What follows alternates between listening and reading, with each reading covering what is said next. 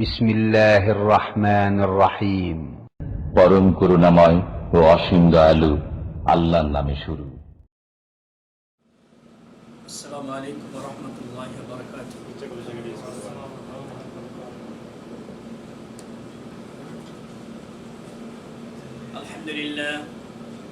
আলহামদুলিল্লাহ নাহমাদুহু ওয়া নাস্তাঈনুহু ওয়া নাস্তাগফিরুহু ওয়া নু'মিনু বিহি ওয়া নাতাওয়াক্কালু আলাইহি ওয়া না'উযু বিল্লাহি মিন শুরুরি আনফুসিনা ওয়া মিন সাইয়্যাতি আ'মালিনা।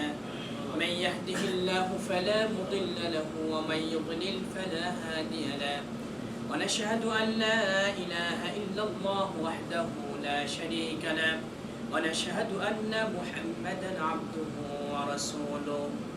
أما بعد فإن أصدق الحديث كتاب الله وخير الهدي هدي محمد صلى الله عليه وسلم وشر الأمور محدثاتها وكل محدثة بدعة وكل بدعة ضلالة وكل ضلالة في النار.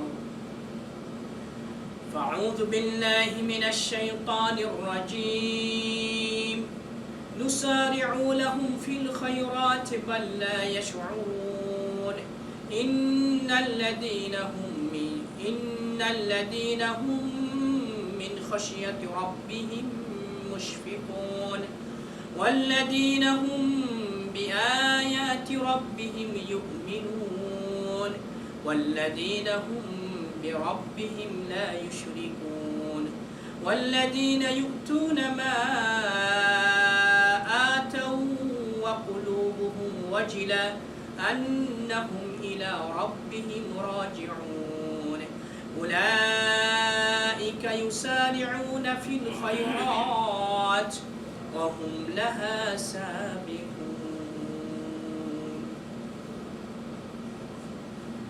عن أبي هريرة رضي الله تعالى عنه قال قال رسول الله صلى الله عليه وسلم: من أصبح منكم اليوم صائما قال أبو بكر أنا. قال: فمن تبع منكم اليوم جنازة قال أبو بكر أنا. قال: فمن أطعم منكم اليوم مسكينا قال أبو بكر أنا. قال: فمن عاد منكم اليوم مريضا قال أبو بكر أنا. فقال رسول الله صلى الله عليه وسلم: ما اجتمعنا في امرئ إلا دخل الجنة. رواه مسلم. وعند الطبراني في الكبير: فضحك رسول الله صلى الله عليه وسلم حتى استعلى به الضحك ثم قال: والذي نفسي بيده ما جمعهن في يوم واحد إلا مؤمن وإلا دخل بهن الجنة. وروى ابن خزيمة: ما اجتمعت هذه الخصال قط في رجل في يوم إلا دخل الجنة. সর্বপ্রথমে প্রশংসা জ্ঞাপন করছি সেই মহান রব্বুল আলামিনের, যে মহান রব্বুল আলামিনের অশেষ মেহেরবানিতে অফুরন্ত দয়াই বিভিন্ন ব্যস্ততার মধ্যেও যে রব্বুল আলামিন আমাদেরকে সুস্থ সবল রেখে সাইয়্যিদুল আইয়াম ওয়া আ'যামুহা, দিনের সর্দার সর্বশ্রেষ্ঠ দিন, ঈদুল উসবুলিল মুসলিমিন, রাসূল সাল্লাল্লাহু আলাইহি সাল্লামের ভাষায় মুসলমানদের জন্য সাপ্তাহিক ঈদ, এই জুমাবারে যে রব্বুল আলামিন আমাদেরকে যাবতীয় বিপদ আপদ থেকে মাহফুজ রেখে সুন্দর একটি দিনে মাজলিস উপস্থিত হয়ে দুটো কথা বলার এবং শোনার যে সুবর্ণ সুযোগ করে দিলেন, সেই মহান রব্বুল আলামিনের বারগাহে জানাই লাখো কোটি শুকর আলহামদুলিল্লাহ।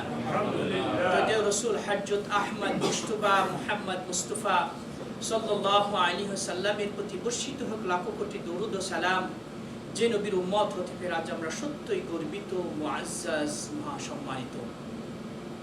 যে নবীর প্রতি একবার দরুদ পড়লে আল্লাহ তার প্রতি 10 বার রহমত নাজিল করেন, সেই নবীর প্রতি আমরা সংক্ষিপ্ত দরুদ পড়ি, আল্লাহুম্মা সাল্লি আলাইহি আল্লাহুম্মা বারিক আলাইহি। অতঃপর আজকে জুমাবার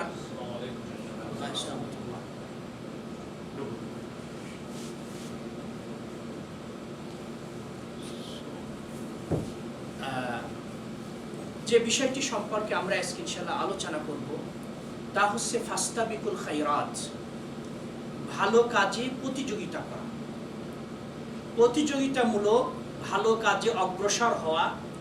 এই বিষয় সম্পর্কে আমরা ইনশাআল্লাহ সংক্ষিপ্ত আকারে আলোকপাত করার চেষ্টা করবো। আমার তৌফিক ইল্লা বিল্লাহ।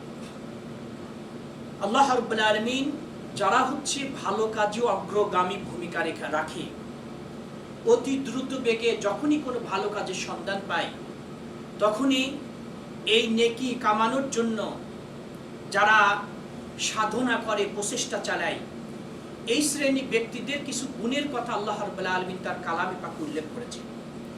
সূরা মুমিনুনের ৫৬ নম্বর আয়াত থেকে শুরু করে ৬১ নম্বর আয়াতে আল্লাহ এই মুসারিউনা ইলাল খায়রাত, ভালো কাজে যারা হচ্ছে অগ্রগামী ভূমিকা রাখেন, তাদের কিছু গুণের কথা আল্লাহ রাব্বুল আলামিন বলেছেন। আল্লাহ রাব্বুল আলামিন তাদের সর্বপ্রথম গুণের কথা বলেছেন যে আল্লাহ নিজেই বলছেন, নুসারিউ লাহুম ফিল খায়রাত বাল লা ইয়াশউরুন। আমি আল্লাহ রাব্বুল আলামিন তাদের জন্য, তাদেরকে ভালো কাজে আমি আল্লাহ রাব্বুল আলামিন উদ্বুদ্ধ করে থাকি। ভালো কাজে আমি আল্লাহ রাব্বুল আলামিন অতি দ্রুত বেগে কাজটা সম্পাদন করার জন্য আমি তাদের মন মানসিকতা তৈরি করে দিই। বাল লা ইয়াশউরুন, তারা কি এটা অনুধাবন করে না? এটা কি বোঝে না আমি তাদের কল্যাণ চাই, আমি তাদের ভালো চাই? এবার তারা কারা? এরা হচ্ছে ইন্নাল্লাযীনা হুম মিন খাশিয়াতি রাব্বিহিম মুশফিকুন। তারা ওরাই যারা হচ্ছে তাদের প্রভুর ভয়ে ভীতু সন্ত্রস্ত থাকে, ভয়ে তারা কাঁপতে থাকে। যখনই তারা কোনো পাপের জানে যে এটা পাপ কাজ, অনেক সময় এদের কাছে নিশ্চিত না হলেও যদি সন্দেহ হয় মনে, তবুও তারা আল্লাহর ভয়ে ভীতু হয়ে ওই কাজটা তারা ছেড়ে দেয়। এদেরকে বলা হয় ওয়াল্লাযীনা হুম মিন খাশিয়াতি রাব্বিহিম মুশফিকুন। সব সময় আল্লাহর ভয়ে তারা ভীতু সন্ত্রস্ত থাকে। ২ নম্বর, ওয়াল্লাযীনা হুম বিআয়াতি রাব্বিহিম ইউমিনুন। যারা হচ্ছে তাদের প্রভুর যে নিদর্শনাবলী রয়েছে এর প্রতি তারা 100% ঈমান রাখে। আল্লাহ মহান শক্তির অধিকারী, আল্লাহ কুন ফায়াকুন বললেই হয়ে যায়। আজকে মানুষ অনেক সময় নিজেকে খুব বড়ত্ব মনে করে এই দাম্ভিকতা ব্যক্ত করে এবং প্রতিটি ক্ষেত্রেই আমি আমি আমি এই আমিত্ব ভাব ব্যক্ত করে। আসলে এই দুনিয়াতে আমিত্ব বলতে কিছু নেই, কিছুই নাই, সব কিছুই আল্লাহ। আমি যে ধন সম্পত্তি আল্লাহ আমাকে দান করেছে, প্রকৃতপক্ষে এই ধন সম্পত্তির মালিক আমি না, আল্লাহ আমাকে আমানত স্বরূপ আমাকে দান করেছে। জাস্ট এইটা পরীক্ষা করার জন্য যে আমি আল্লাহর এই আমানতের যথাযথভাবে আমি আমানত রক্ষা করি, চলি না কিনা, এটা খেয়ানাত করি, শুধু এতটুকুই পরীক্ষা করার জন্য। আল্লাহ রাব্বুল আলামিন বলছেন, এই সারা পৃথিবীতে আজ কি বলা চলে যে 800 কোটি জনসংখ্যা। এই সারা পৃথিবীতে আজকে যত জনসংখ্যা রয়েছে, মুসলিম, নন মুসলিম, পুরুষ মহিলা, ছোট বড়, ধনী গরিব, সকল ব্যক্তি যদি মনের যা চাহিদা এইটা যদি একটা কাগজে নোট করে যে আমি এই চাই, আল্লাহ 100 তলা বিশিষ্ট ভবনের আমি 10টা টাওয়ার চাই, আল্লাহ আমি হচ্ছে এই 10টা মল চাই, 10টা আমি হচ্ছে বড় বড় গাড়ি চাই, এই বাড়ি চাই, মোট কথা মনের যা ইচ্ছা প্রত্যেক ব্যক্তি যদি আল্লাহ বলতেছেন আমার কাছে তার চাহিদা অনুপাতে আমার কাছে যদি দরখাস্ত করে, পৃথিবীর যত মানুষ রয়েছে আমি যদি প্রত্যেকের দরখাস্ত কবুল করি, মনে যা চাচ্ছে সেইটা যদি আমি তাদেরকে দান করি, দান করার পরও আমার যে সম্পদের ভান্ডার, আমার যে খাজানা, প্রত্যেককে চাহিদা অনুপাতে দান করার পরও আমার ভান্ডারের অতটুকু কমতি হবে না যতটুক মহাসাগরের মধ্যে কেউ যদি একটা সুস যদি নিক্ষেপ করে, একটা সুই ডুবানোর পরে ওই সুয়ের সাথে যতটুকু পানি আসবে না, ঠিক প্রত্যেককেই তার চাহিদা অনুপাতে সম্পদ দান করার পরও আমার সম্পদের অতটুকু কমতি হবে না। সুতরাং আল্লাহর সম্পদের কোনো অভাব নেই, আমানত স্বরূপ আল্লাহ আমাকে যা দিয়েছেন এইটাই। সুতরাং আমিত্ব ভাব এইটাকে আমরা বর্জন করব। আমার বলতে কিছু নেই, আমাকে আল্লাহ যা কিছু দিয়েছেন এটা হচ্ছে আমানত স্বরূপ দিয়েছেন, আমার আমার আমার এই ভাবটাকে আমাদেরকে বর্জন করতে হবে। আল্লাহ রাব্বুল আলামিন মহাশক্তির অধিকারী, আজকে আমরা আল্লাহকে ভুলে থাকি, আল্লাহর বরত্ব মহত্ব আমরা অনেক সময় বুঝি না। আল্লাহ বলতেছেন যদি তোমরা তোমাদের নিজেদেরকে নিয়ে যদি তোমরা চিন্তা ভাবনা করো তাহলে কিন্তু আমি যে মহান এইটা তোমরা পেয়ে যাবা। আজকে আল্লাহ আমাকে সুন্দর আকৃতিতে সৃষ্টি করেছেন, লাকাদ খালাকনাল ইনসানা ফি আহসানি তাকওয়িম, সুন্দর শারীরিক মানে কাঠামো, যেখানে যেই অঙ্গটা সেট করলে সুন্দর দেখায় আল্লাহ ঠিক ওইভাবে আমাকে সৃষ্টি করেছে। আজকে যদি এই নাকটা যদি পিছনে থাকতো তাহলে পারে দেখতেও খারাপ দেখা যেত। কোনো জিনিস কোনো খাদ্যের সুগন্ধি নেওয়ার জন্য যে এই যে খাদ্যটা মানে পচে গেছে না এই খাদ্যটা ভালো আছে এইটাকে ঘ্রাণ নেওয়ার জন্য আমাকে কষ্ট করে পিছনে ধন্না দিতে হতো, আর দেখতে তো খারাপই দেখা যেত। এই জন্য ভাইরা আমার এই শারীরিক গঠন প্রণালী এইটা নিয়ে যদি আমি চিন্তা ভাবনা করি তাই কিন্তু আমি মহান আল্লাহর বরত্ব এবং মহত্ব কিন্তু আমার বুঝে আসবে। একদা এক ব্যক্তি লঞ্চে নদী পার হচ্ছে, লঞ্চে বেচারা মানে এতই ভিড় মানুষের, যাত্রীদের, যে ভিড়ের কারণে গোটা লঞ্চ সে কয়েকবার চক্কর দিল, পাও দুটো যে শার্ট করে পাও দুটো সম্প্রসারিত করে যে একটু আরামে বসবে এই জায়গাটা কয়েকবার সে খোঁজাখুঁজি করার পরও তালাশ করি এমন জায়গাটা মিলল। সারা রাত ধরে তাকে যেতে হবে, অনেক দূরের পথ। যাই হোক বেচারা ব্যর্থ হয়ে বসে আছে। হঠাৎ করে চিন্তা করছে, আল্লাহ তুমি এই যে হাতগুলো বাঁকা করার তৌফিক দিয়েছো, দুই পায়ের হাঁটু যে একটু বাঁকা করার যে তুমি শক্তি দিয়েছো, আল্লাহ এইটা যদি এই নাট বল্টুর সিস্টেম তুমি করতে আল্লাহ, তাহলে আমি এটা ইচ্ছা মতন খুলে আমার এটা বালিশের কাজও হতো, এবার আমি এই অর্ধেক পাও ছাট করে আরামে ঘুমাতাম। এই চিন্তা ভাবনা করে বেচারা ঘুমিয়ে গেল।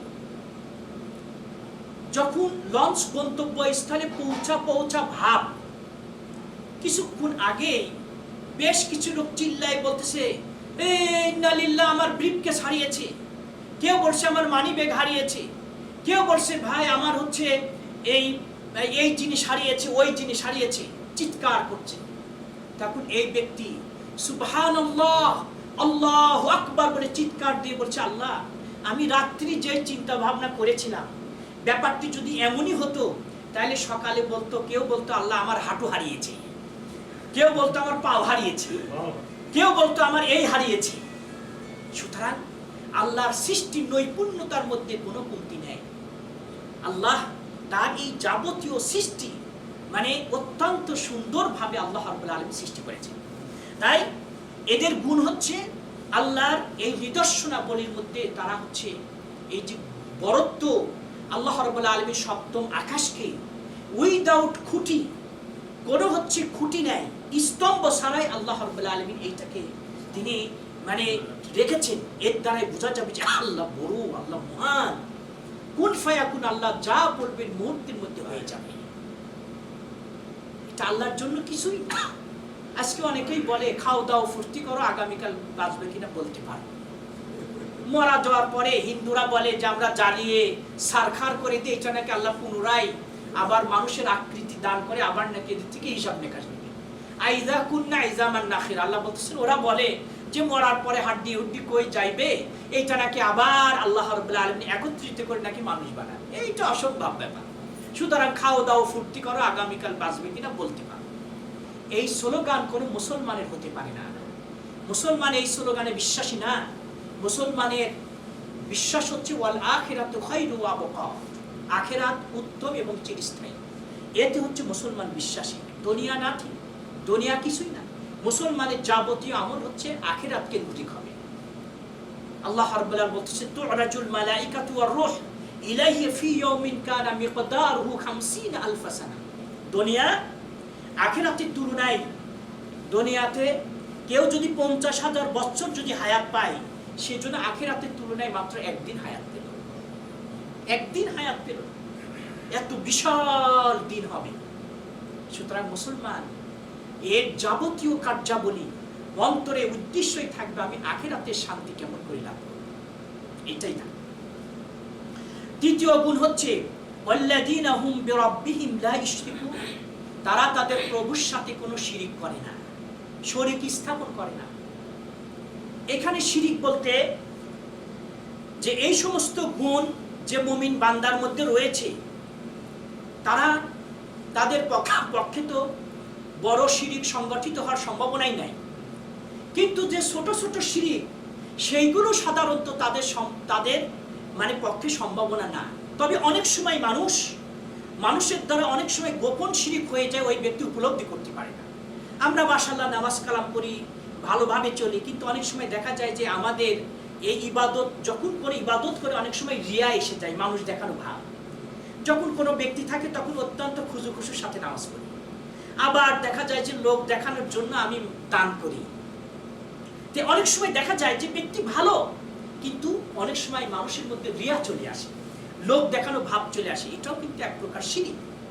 রাসূল সাল্লাল্লাহু আলাইহি ওয়াসাল্লাম বলেছেন, মুসনাদে হাদিসে এসেছে, আহমদ শাকের হাদিসটাকে তিনি সহিহ বলেছেন যে ইন্না আখওয়াফু মা আখাফা আলাইকুম আশ-শিরক আল-আসগার।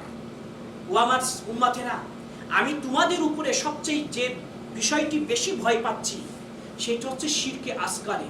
ক্বালু আমা শিরকে আসগার ইয়া রাসূলুল্লাহ সাল্লাল্লাহু আলাইহি ওয়াসাল্লাম, হে আল্লাহর রাসূল, শিরকে আসগার কি, ছোট শিরক আবার কি?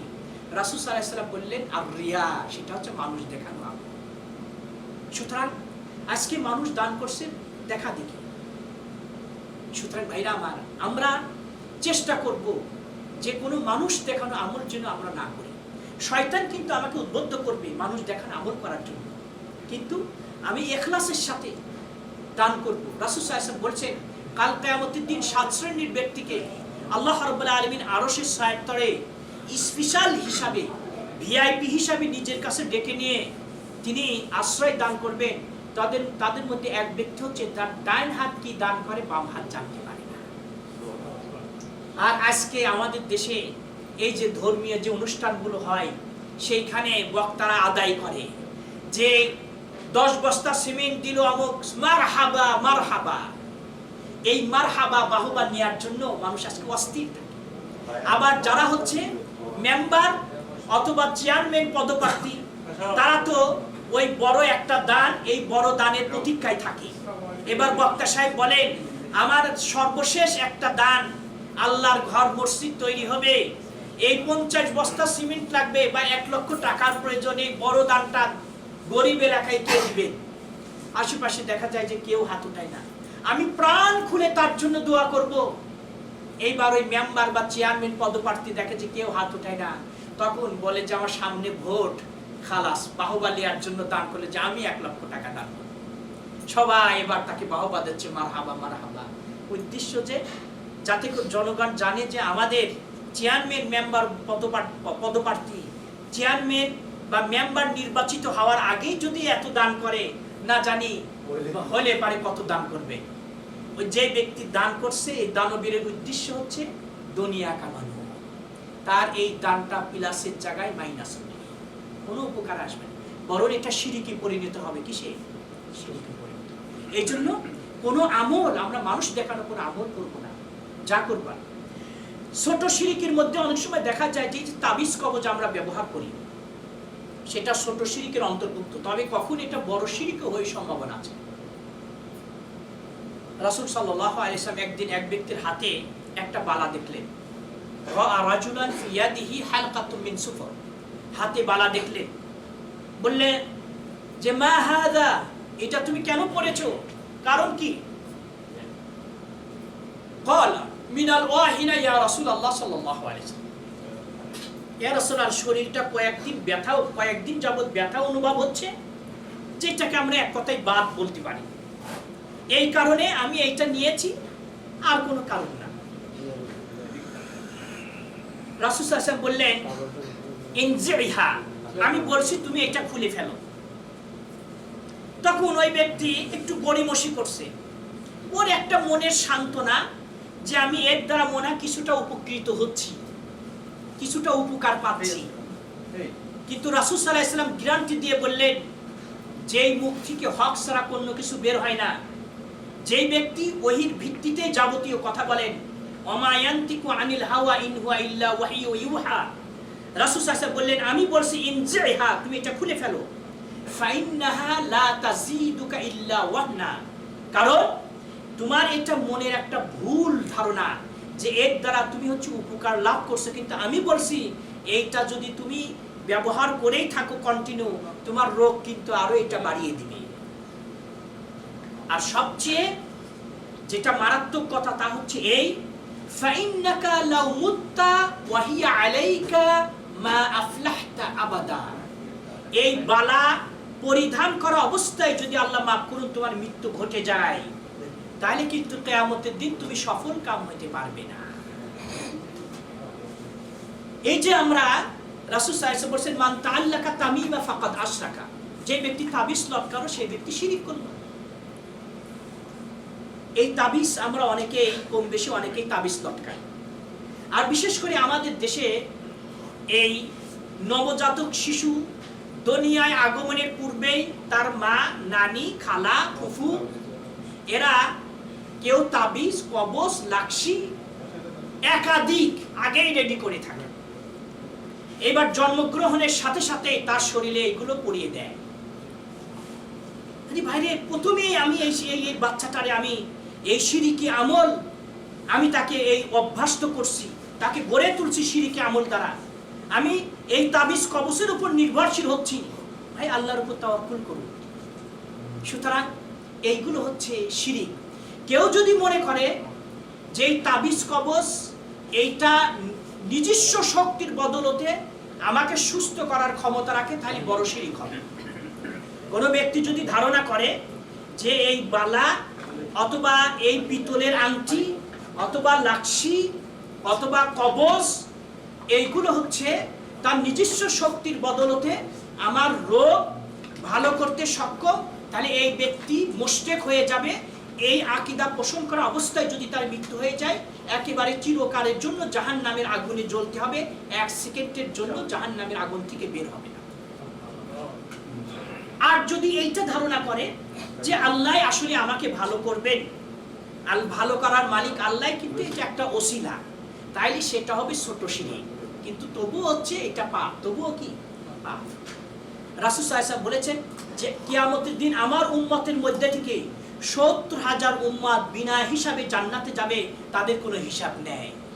সাহাবীরা বললেন, তারা কারা?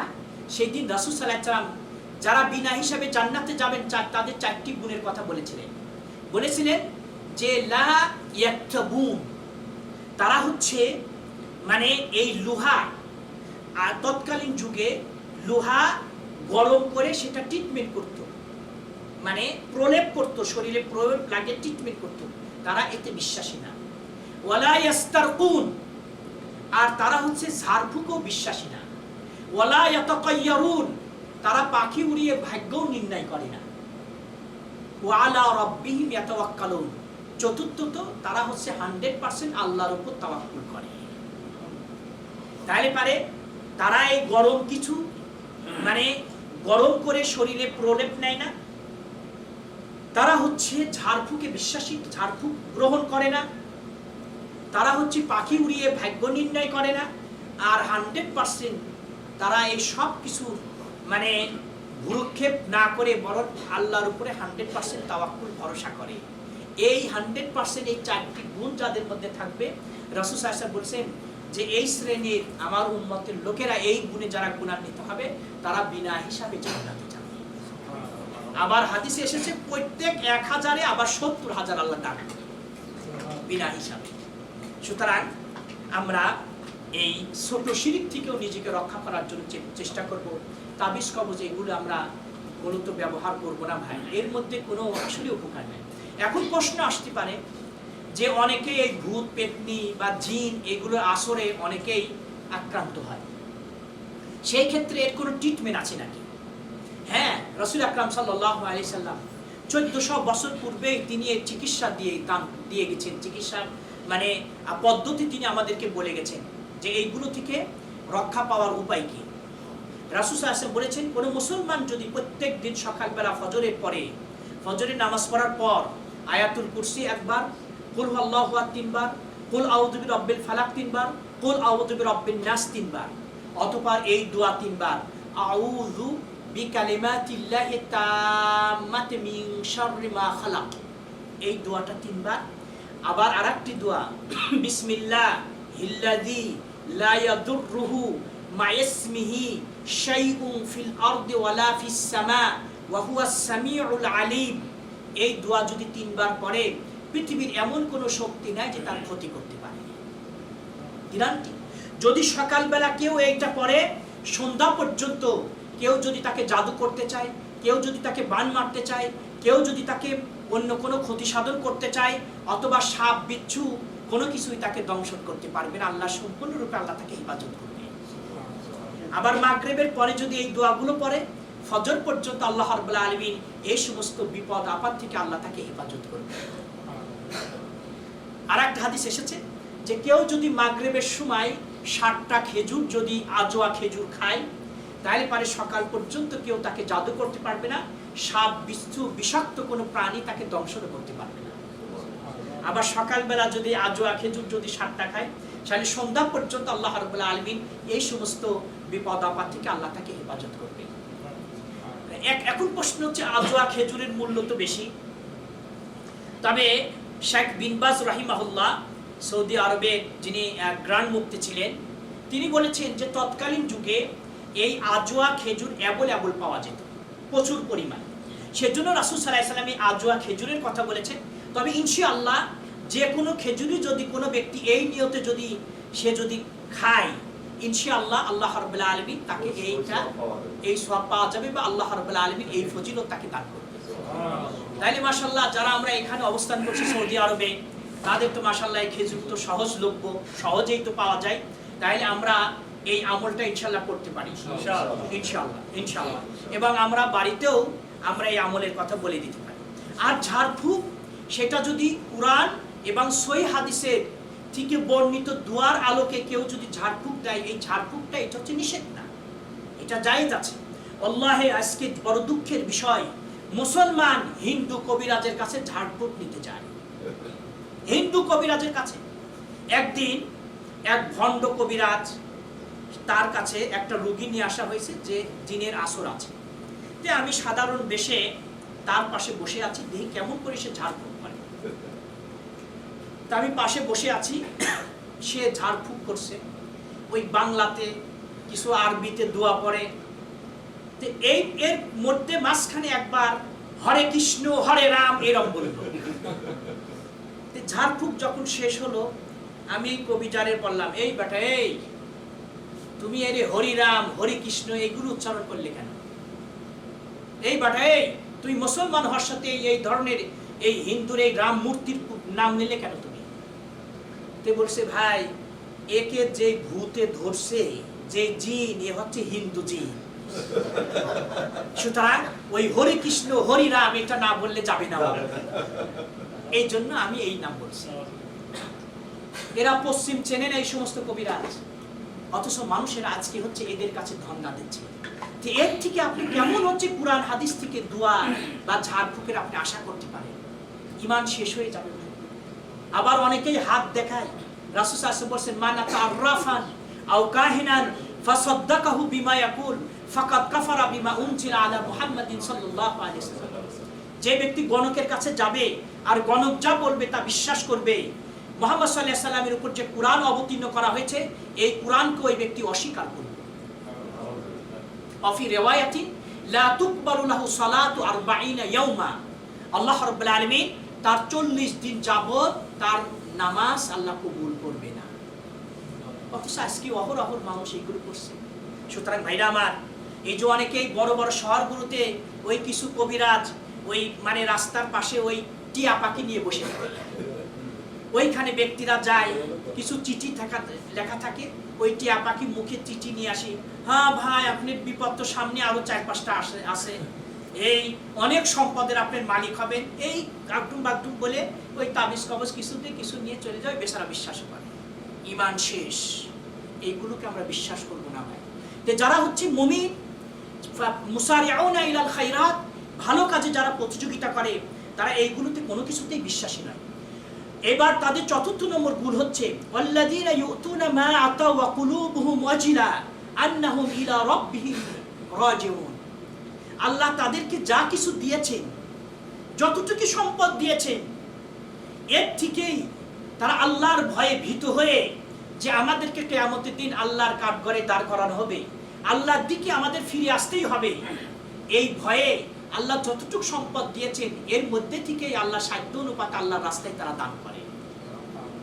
অনেক সময় নেশাব পরিমাণ সম্পদের সে মালিক হয় নাই, 7.5 ভরি স্বর্ণ অথবা এই পরিমাণ যদি নগদ টাকার কোনো ব্যক্তির কাছে যদি এক বছর যাবত যদি রিজার্ভ থাকে, 1 বছর যেদিন পূর্ণ হবে সেই দিন শতকরা 2.5 টাকা হারে তাকে জাকাত দিতে হবে।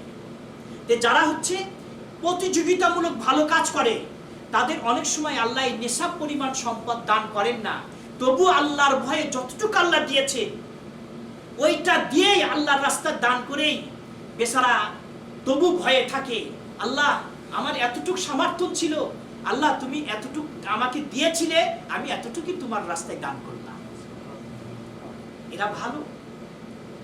আল্লাহ রাসূল সাল্লাল্লাহু আলাইহি ওয়াসাল্লাম বলেছেন, কখনো কখনো 1 দিরহাম কেউ দান করে, সেটা 1000 দিনার পর্যন্ত আল্লাহ তার হচ্ছে 1000 দিনার দাম মূল সদকা করলে যে নেকি আল্লাহ এক দিনার বা দিরহামে এই পরিমাণ নেকি দান করবে। আছে আল্লাহ তুমি আমাকে এতটুকু দিয়েছো, আমি এতটুকু দিয়েছি। এই জন্য ভাইরা আমার, সৎ যদি নিয়ত থাকে প্রত্যেক দিন সকালবেলা আমরা ঘুম থেকে উঠি, আল্লাহ 2জন ফেরেশতা পাঠায়।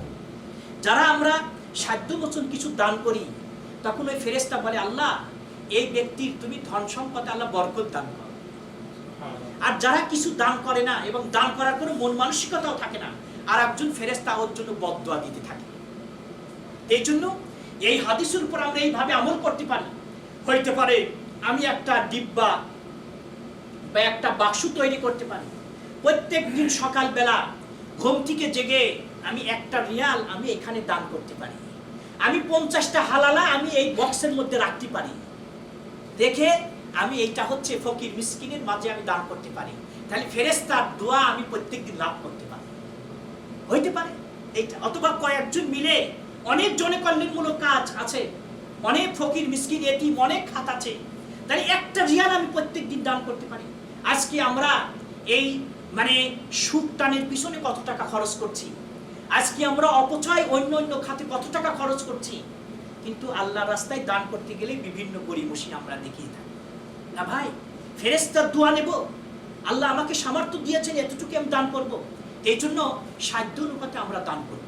যারা হচ্ছে যারা মুসারিউন ইলাল খায়রাত প্রতিযোগিতামূলক ভালো কাজ করে, তারা আল্লাহ যতটুকু সামর্থ্য দিয়েছেন অতটুকুই তারা আল্লাহর রাস্তায় দান করে। ইখলাস অন্তরে। একজন হইতে পারে যে এক ব্যক্তি মাত্র 5000 টাকা দিয়ে একটা কুরবানি কিনেছে, এতটুকুই তার সামর্থ্য, উদ্দেশ্য যে আল্লাহ তুমি এতটুকু আমার সামর্থ্য দিয়েছো, আমি তোমার সন্তুষ্টির জন্য আল্লাহ এই কুরবানিটা করব। পক্ষান্তরে আরেক ব্যক্তি 1 উট কিনেছে 10 লক্ষ টাকা দিয়ে, উদ্দেশ্য হচ্ছে যে লোকেরা আমাকে বখিল বলে, আমি দেখিয়ে দেবো এবার আমি নাকি বখিল, লোকেরা সমালোচনা করে, মানুষের একে অপর বলা বলি করে, এবার ওই কুরবানি ঈদের আগেই 10 লক্ষ টাকার একটা উট অথবা 20 লক্ষ টাকা দিয়ে একটা ষাঁড় কিনে সে ঘরের বাহিরে আঙ্গিনায় বেঁধে রাখে, যে লোক রোড দিয়ে চলে দেখে যে এরে আল্লাহ আসলে এরে বখিল বলতাম, কিন্তু লোকটা তো ভালোই তো দেখা যায়। উদ্দেশ্য ওই ব্যক্তি যাতে লোকরা আমার ব্যাপারে যে মন্তব্য করে এর থেকে এক প্রকার সে মুক্তি পাওয়ার জন্য এমনটি করে। তাহলে 5000 টাকার কুরবানি আল্লাহর কাছে ওর হচ্ছে 5 লক্ষ টাকার কুরবানি থেকেও আল্লাহর কাছে অনেক বেশি মূল্য হতে পারে। এই জন্য ভাইরা আমার, আমরা সবসময় যে কাজই করবো ইখলাসের সাথে, আল্লাহ সন্তুষ্টির জন্য। একটা কথা এসেছে যে এক মহিলা একদা রোড দিয়ে যাচ্ছে, দেখতেন যে একটা মসজিদ নির্মাণ হচ্ছে। এই মসজিদ যিনি নির্মাণ করছেন, যে বাচ্চা, ওই দেশের বাচ্চা, সেই বাচ্চা মসজিদ নির্মাণ করার আগে জনগণকে বলে দিয়েছেন যে এই মসজিদে কেউ যেন সামান্য কোনো অনুদানও যেন না দেয়, দান না করে, সম্পূর্ণ এককভাবে আমার খরচে এই মসজিদটা নির্মাণ করা হবে, কেউ যেন সামান্য কিছুই যেন এই মসজিদ নির্মাণের পারপাসের জন্য দান না করে।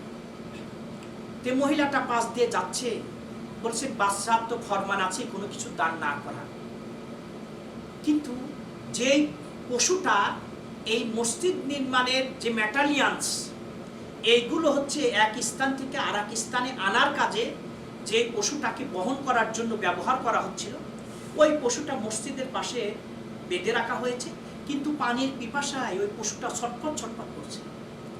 এই মহিলা বলছে যে আল্লাহ, এই মসজিদ নির্মাণের ক্ষেত্রে বাচ্চা কোনো অনুদান দিতে নিষেধ করেছেন, কিন্তু আল্লাহ আমার এতটুকু সামর্থ্য আছে যে এই পশুটা আপনার ঘরের নির্মাণের ক্ষেত্রে যে পশুটা ব্যবহার করা হচ্ছে, আল্লাহ আমি এই পশুটাকে পানি পান করাবো, এই উদ্দেশ্যে তুমি এর বিনিময়ে আল্লাহ তুমি আখিরাতে আমাকে কিছু দান করো।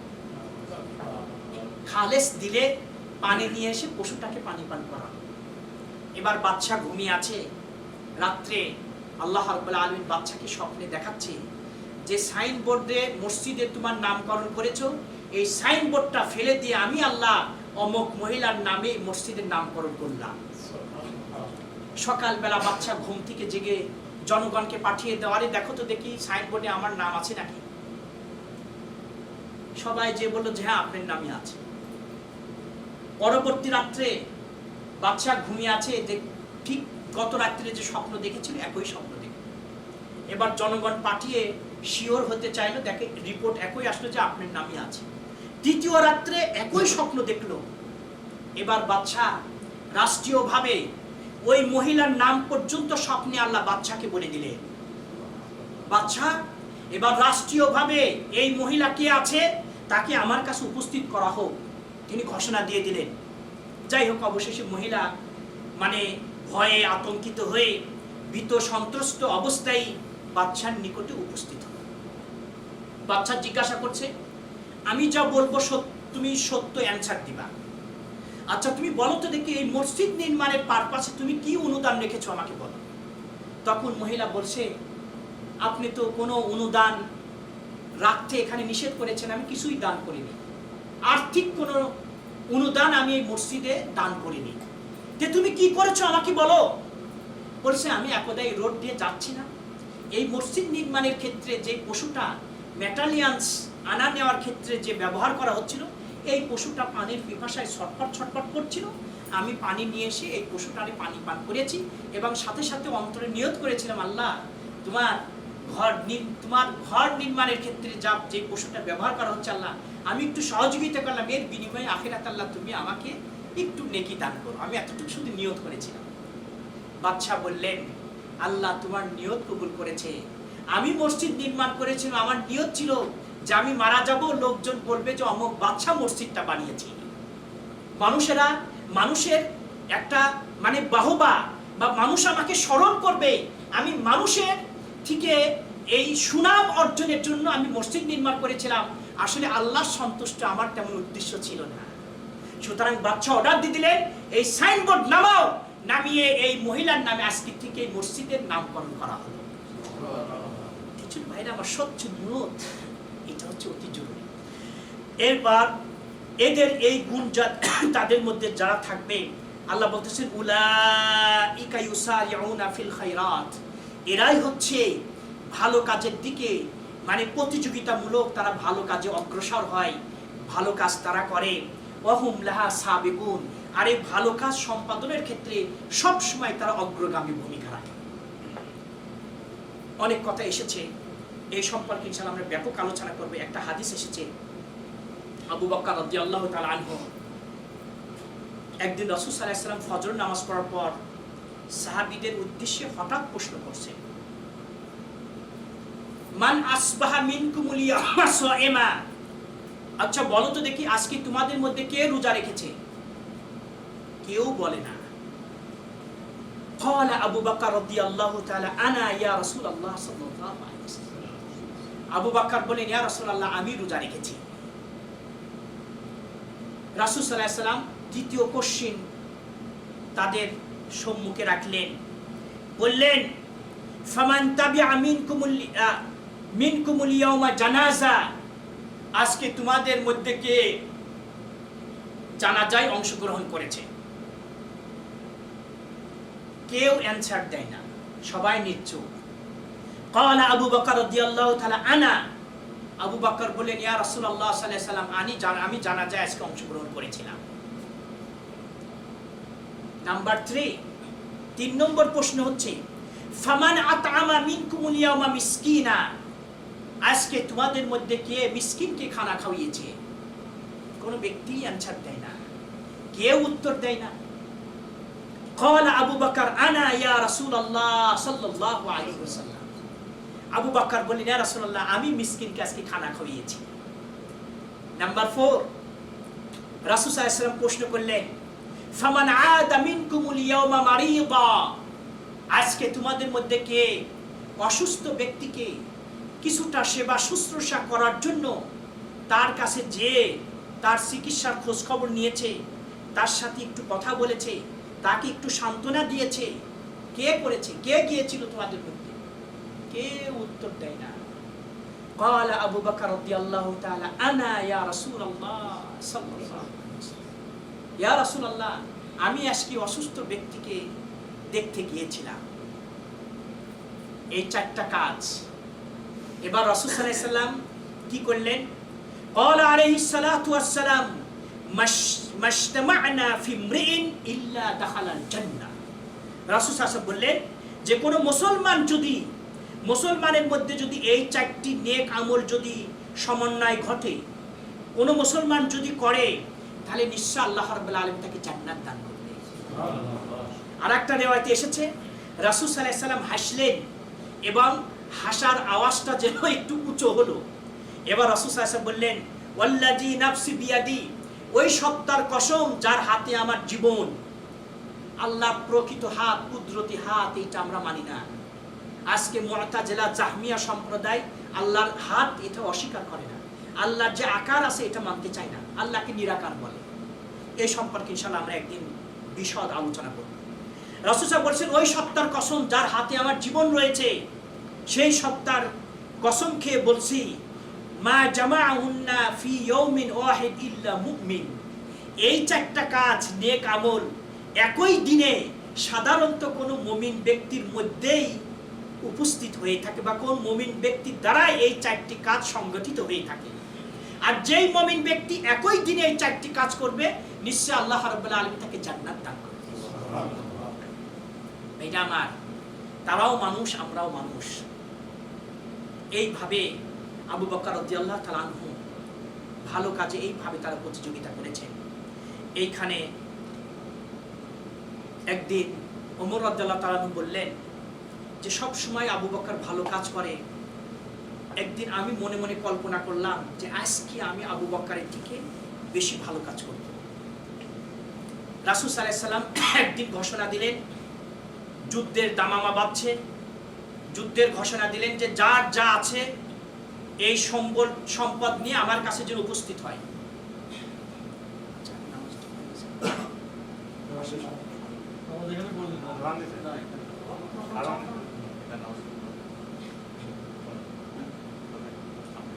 তাই যার যা আছে তা নিয়ে যেন উপস্থিত হয়।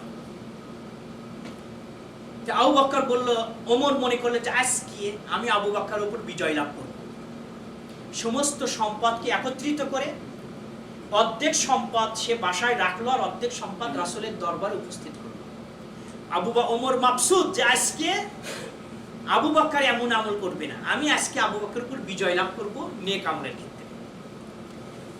এবার আল্লাহ রাসূল সাল্লাল্লাহু আলাইহি সাল্লাম আবু বকরকে জিজ্ঞাসা করে, আবু বকর তুমি কি নিয়ে এসেছো, আর কি তুমি রেখে এসেছো ফ্যামিলি মেম্বারদের জন্য?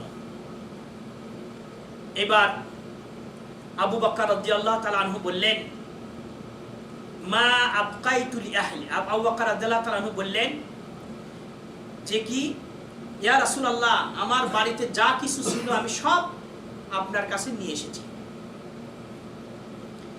ফাকাল মা আবকাইতা লি আহলিক। রাসূল সাল্লাল্লাহু আলাইহি সাল্লাম বললেন যে তোমার পরিবারের জন্য তুমি কি রেখে এসেছো? ক্বালা আবু বকর রাদিয়াল্লাহু তাআলা আনহু, আবকাইতু লাহুমুল্লাহ ওয়া রাসূলাহ, আমি তাদের জন্য আল্লাহ এবং আল্লাহর রাসূলকে রেখে এসেছি।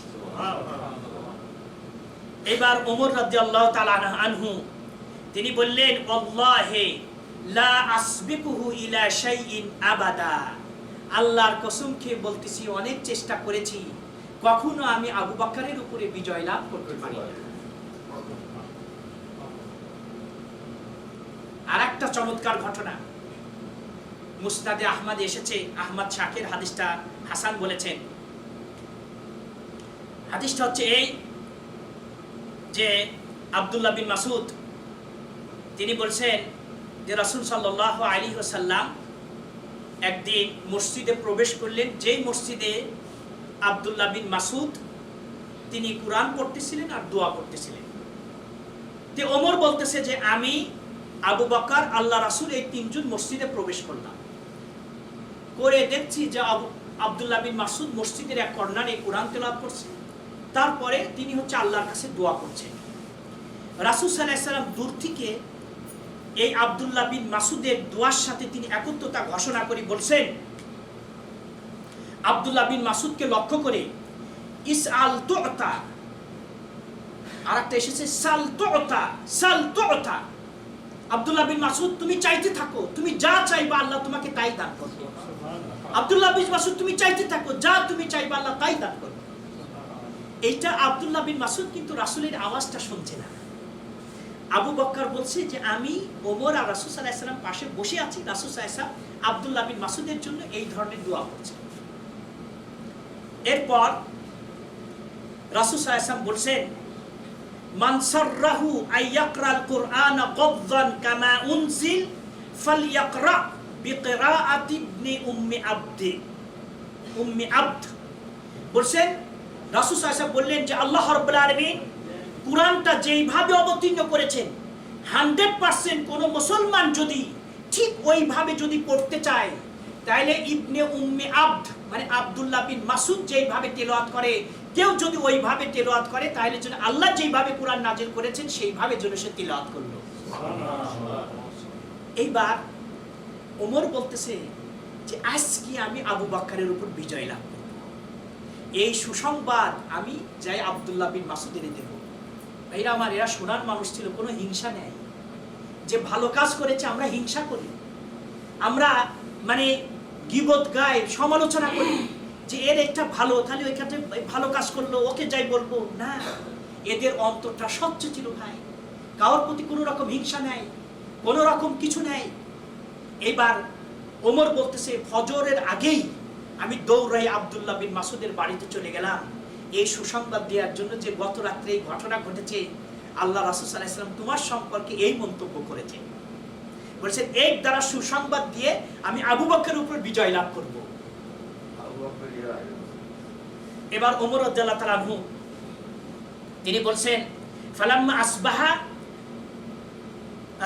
এবার ওমর এই চিন্তা করলো, চিন্তা করে ওমর সকাল সকালে আব্দুল্লাহ বিন মাসউদের বাড়িতে রওনা দিয়েছে। বাড়িতে এসে দেখছে, বাড়িতে এসে আব্দুল্লাহ বিন মাসউদকে গত রাত্রে যে ঘটনাটা ঘটেছে এই ডিটেলস ঘটনা আব্দুল্লাহ বিন মাসউদকে ওমর রাদিয়াল্লাহু তাআলা আনহু শুনাইলেন।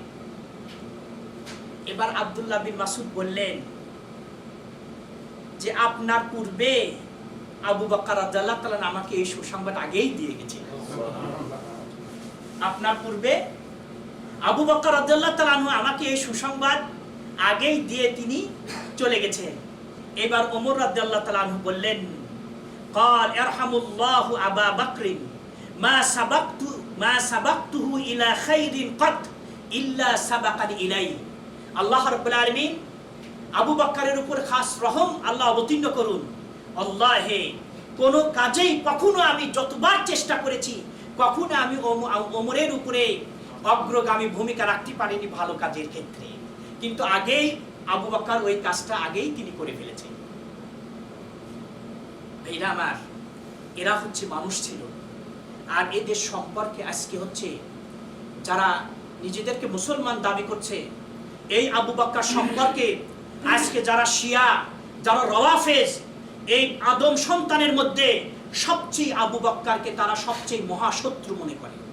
আদম সন্তানের মধ্যে নিকৃষ্ট ব্যক্তি যদি থেকে থাকে তারাই আবু বকরকে বলে যে এই হচ্ছে সবচেয়ে নিকৃষ্ট। কেন? যে জোরপূর্বক রাসূল সাল্লাল্লাহু আলাইহি ওয়াসাল্লাম মৃত্যুর পরে সে জোরপূর্বক রাসূলের ক্ষমতা সে কেড়ে নিয়েছে। আসল ক্ষমতার হকদার ছিল আলী, কিন্তু আবু বকর জোর করে নিয়ে নিয়েছে। এই সোনার মানুষ আবু বকর সম্পর্কে তারা খারাপ মন্তব্য করে। আজকে এদেরকে বিভিন্নভাবে গালি দিচ্ছে, ওমরকে বিভিন্নভাবে গালি দিচ্ছে। এবং কয়েকজন সাহাবী ছাড়া সকল সাহাবীকে তারা কাফের ফতোয়া দিচ্ছে। এবং আবু বকর রাদিয়াল্লাহু তাআলা আনহুর মানে কন্যা রাসূল সাল্লাল্লাহু আলাইহি ওয়াসাল্লামের বিবি ফাকিহা আলেমা দিনদার রমণী, জান্নাতের সুসংবাদ রাসূল সাল্লাল্লাহু আলাইহি ওয়াসাল্লাম দুনিয়ায় দিয়ে দিয়েছেন, আয়েশা সিদ্দিকা রাদিয়াল্লাহু তাআলা আনহার ব্যাপারে তারা জিনার অপবাদ দেয়। ফাসবাহু, বাকারা গাবি জবাই করো, অর্থাৎ আয়েশাকে জবাই করো। এরা এই ধরনের আকীদা পোষণ করে, আর আমরা এদের প্রশংসা করি ভাই। সুতরাং এদের মানে আসল মানে এরা হচ্ছে ছদ্মবেশে মানুষকে ধোঁকা দেওয়ার জন্য যে এই মুসলমানের লেবাস পরে জনগণকে যে ধোঁকা দিতে যাচ্ছে, আল্লাহর অশেষ মেহেরবানিতে তাদের আজকে এই গোমর আল্লাহ ফাঁস করে দিচ্ছেন। তাদের আসল চেহারাটা আজকে মানুষ চিনতে শুরু করেছে যে এর আসল উদ্দেশ্যটা কি। সুতরাং ভাইরা আমার, এদের সম্পর্কে আমরা সচেতন থাকবো যে এই কোনো সাহাবীকে গালি দেওয়া ঠিক না, এটা ইমানের ঘাটতি। যাই হোক, আল্লাহ রাব্বুল আলামিন আমাদেরকে এইভাবে ভালো কাজে তারা প্রতিযোগিতামূলক ভালো কাজ করেছেন, আমরাও চেষ্টা করবো ভাই প্রতিযোগিতামূলক ভালো কাজ করা। একটা কথা বলে শেষ করব যে এই আবু বকর রাদিয়াল্লাহু তাআলা আনহু তিনি এতই ভালো কাজ করতেন যে রাসূল সাল্লাল্লাহু আলাইহি ওয়াসাল্লাম মৃত্যুর পর যখন তিনি খলিফা হলেন, খলিফা হওয়ার পর তারপরে তিনি অনেক সময় রাত্রে প্রজাদের খোঁজ খবর নিতেন। একদিন তিনি মাঝে মধ্যেই এক বৃদ্ধা মহিলার বাসায় এসে তিনি নিজে হাতে আবু বকর খলিফাতুল মুসলিমিন নিজে এসে ওই মহিলাকে তিনি রুটি বানিয়ে দিতেন এবং তার একটা ঘর তিনি নিজে হাতে নির্মাণ করে রাত্রেই কাজ করে চলে যেতেন যাতে কেউ না দেখে। ওমর রাদিয়াল্লাহু আনহু দেখলেন, কেন মদিনার এইখানে এই মহিলা কে ঘর বানিয়ে দেয়, দিনে তো কোনো মিস্ত্রি দেখি নাই, কে? একদিন ওমর তিনি লুকিয়ে থাকলেন যে দেখি কে আসে, কে একে সহযোগিতা করে। বলছে একদিন আমি লুকিয়ে থাকলাম। তারপরে যখন ওমর এসে মহিলাটিকে রুটি বানিয়ে এই কনস্ট্রাকশনের কাজ করে যখন তিনি চলে যাচ্ছেন, এবার সাথে সাথে যে আমি ধরলাম কাকে দেখলাম, তিনি হচ্ছে খলিফাতুল মুসলিমিন ওমর ইবনুল খাত্তাব আবু বকর রাদিয়াল্লাহু তাআলা। এই আবু বকর যখন মারা যাচ্ছেন, মৃত্যু শয্যায় যখন এই আবু বকর শায়িত, তখন বলছেন আয়েশা সিদ্দিকা রাদিয়াল্লাহু তাআলা আনহা, তিনি বলছেন যে আমার আব্বু যখন মৃত্যু শয্যায় শায়িত, তখন আমি তার কাছে গেলাম, তাকে বললাম যে সাধারণত মানে আয়েশা বলতেছে আমার বাপের চেহারা দেখে আমার কান্না এসে গেল, যে মনে হয় বাপ আর বেশিক্ষণ বাঁচবেন না, তিনি দুনিয়া থেকে নিয়ে চলে যাবেন। কাঁদছেন, অঝরে চক্ষু দিয়ে পানি ঝরছে। ফাকালাত লাহু ইয়া আবাতি, এবার আয়েশা বলতেছে তার পিতাকে লক্ষ্য করে, হে আমার পিতা, আলা নাশতারি লাকা সাওবাইনে জাদিদাইন, আপনি মারা যাবেন, কাফনের জন্য আপনার জন্য কি নতুন দুইটা কাপড় কি আমরা কিনবো না? নতুন দুইটা কাপড়ে আপনাকে কাফন পরিয়ে আমরা মানে দাফন করব। আলা নাশতারি লাকা সাওবাইনে জাদিদাইন, আপনার জন্য কি আমরা দুইটা নতুন কাপড় ক্রয় করব না?